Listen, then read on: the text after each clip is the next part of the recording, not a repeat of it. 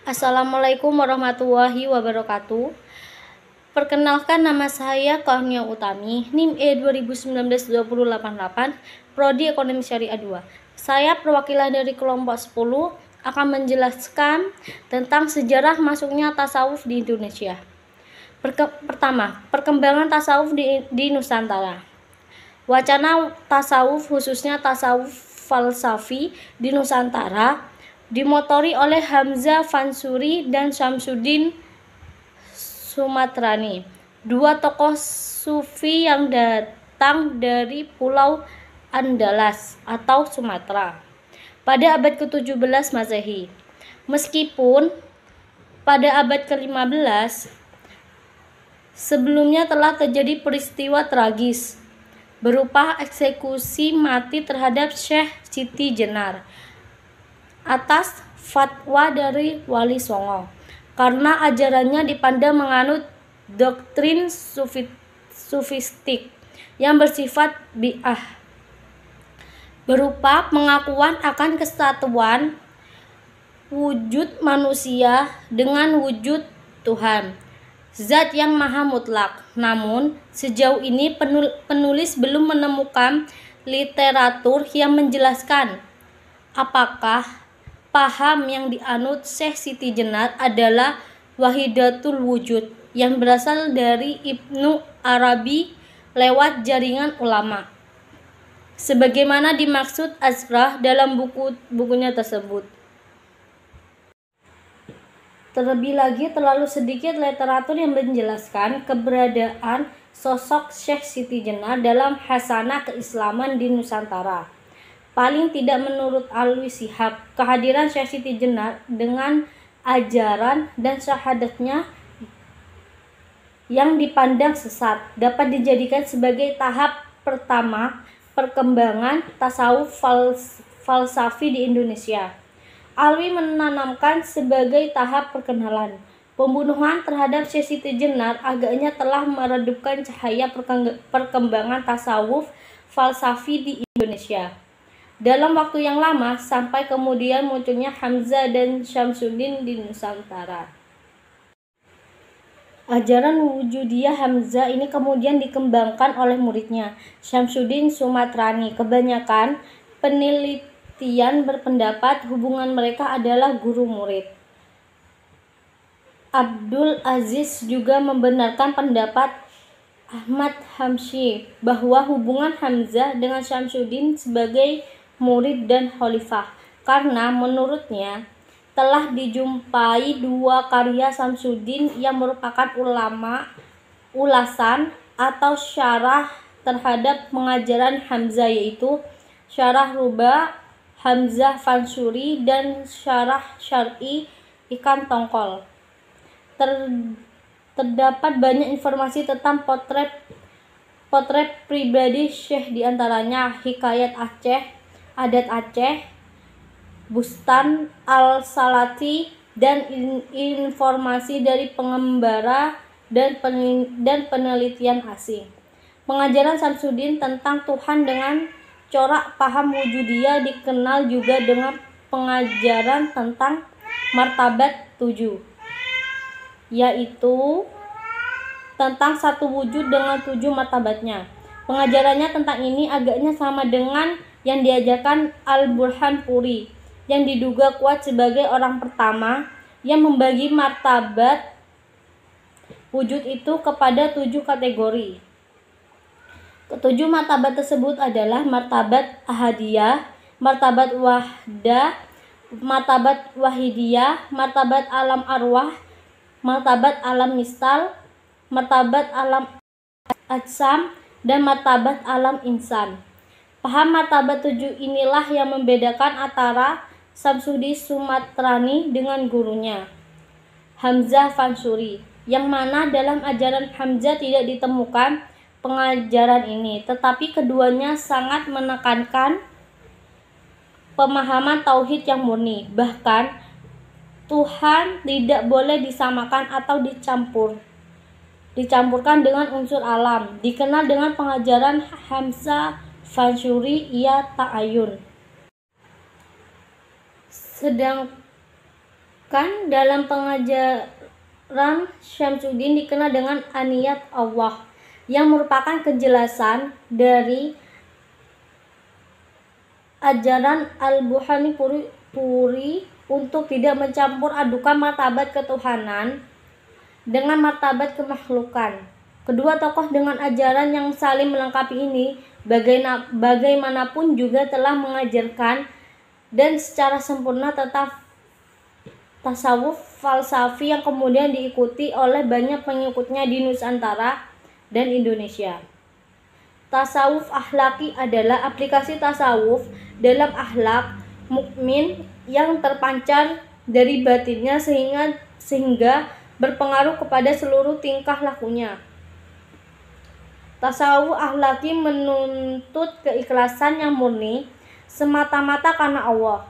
Sikap jiwa didikan agar memandang segala sesuatunya karena Allah dan akan kembali kepada Allah.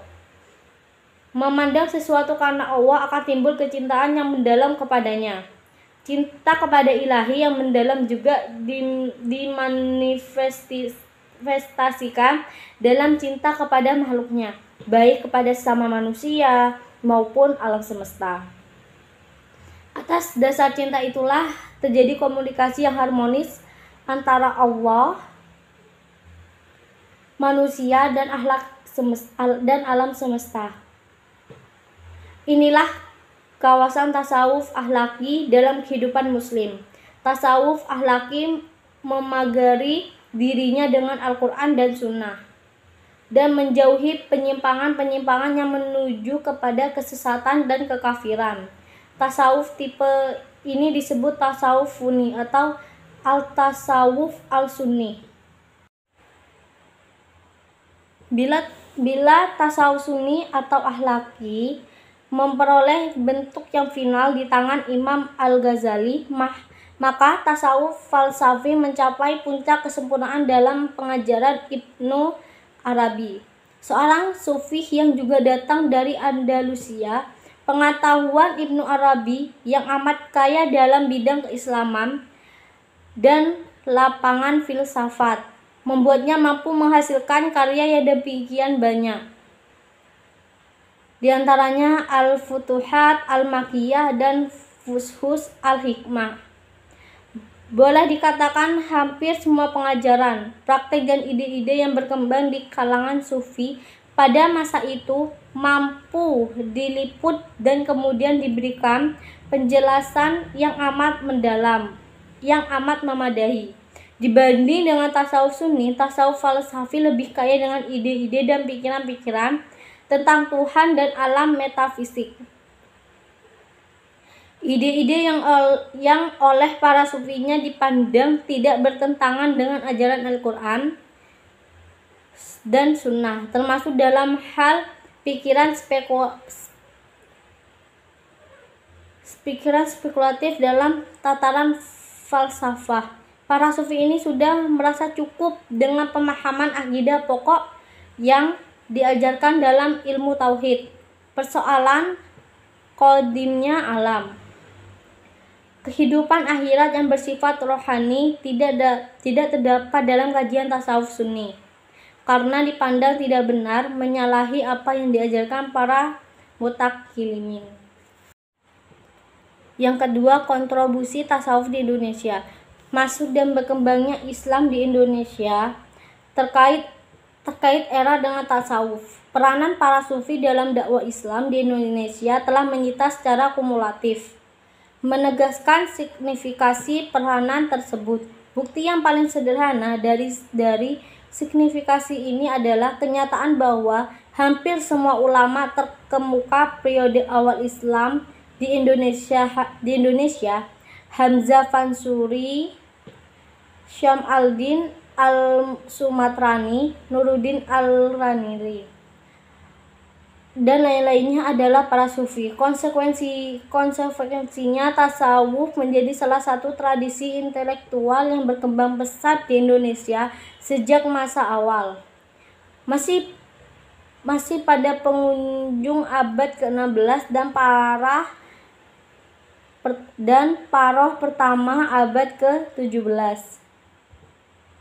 Hamzah Pansuri dan Al-Sumatrani telah mengembangkan pemikiran tasawuf, filsafat, berkembang terus dan membentuk tarekat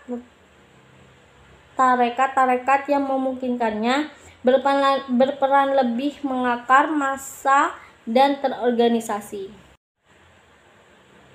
Tasawuf bisa disebut sebagai upaya takobur kepada Allah dengan terutama menggunakan intuisi dan daya-daya emosional spiritual yang dimiliki manusia. Pada periode yang paling awal, upaya semasa ini terutama ditempuh oleh mereka-mereka yang kemudian dikenal sebagai para zuhad. Serangkaian pemikiran kemudian tumbuh di seputar kecenderungan ini. Yang paling relevan dalam pembahasan saat ini adalah pemunculan tarekat sebagai sebuah metode. Tarekat bisa dianut dan diamalkan secara individual. Dan inilah yang nampaknya terjadi pada masa-masa awal hingga kira-kira abad ke-5 atau 11.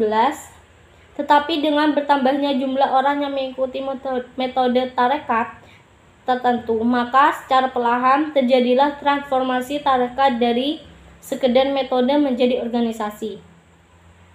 Sepanjang abad ke-6 atau 12 dan sesudahnya, Trimiham menyimpulkan evolusi tarekat hingga menjadi organisasi dengan membaginya ke dalam 3 tahap.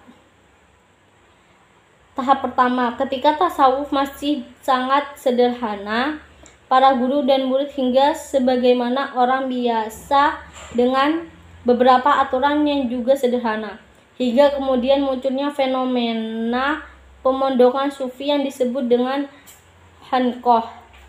Tahapan kedua adalah ketika pengajaran yang berkesinambungan sudah membentuk istilah thoriqoh, ajaran dan metode-metode kolektif yang mulai ditransmisikan secara teratur membentuk tarekat yang terorganisasi dengan tradisi yang mulai membaku. Tahap kedua ini berlangsung sekitar abad ke-6 atau 12 hingga penghujung abad ke-8 atau 14. Tahapan ketiga sejak abad ke-9 atau 15 adalah ketika tasawuf yang terorganisasi menjadi gerakan massal membentuk aliran dan sub-sub kelompok atau ta'ifah. Sementara Al-Burhanipuri diketahui menganut tarekat Syatariyah. Karya-karya Syam Al-Din Al-Sumatrani tidak memberi petunjuk apakah ia menganut tarekat ini dan tarekat yang lainnya, tetapi menarik untuk dicatat, Syatariyah menjadi sangat populer di kalangan orang Indonesia yang kembali dari Arabia. Tidak lama setelah wafatnya Syam Al-Din Al-Sumatrani, tanpa adanya petunjuk tentang hubungan antara Syam Al-Din Al-Sumatrani dengan tarekat, maka alur argumen ini tidak mungkin diselesaikan. Paling tidak untuk sementara yang bisa dinyatakan adalah bahwa tarekat Syatariyah menjadi populer, meskipun tidak diketahui pasti hubungannya dengan Syam Al. Sekian dari penjelasan saya. Mohon maaf apabila ada salah kata. Wabillahi taufiq wal hidayah. Wassalamualaikum warahmatullahi wabarakatuh.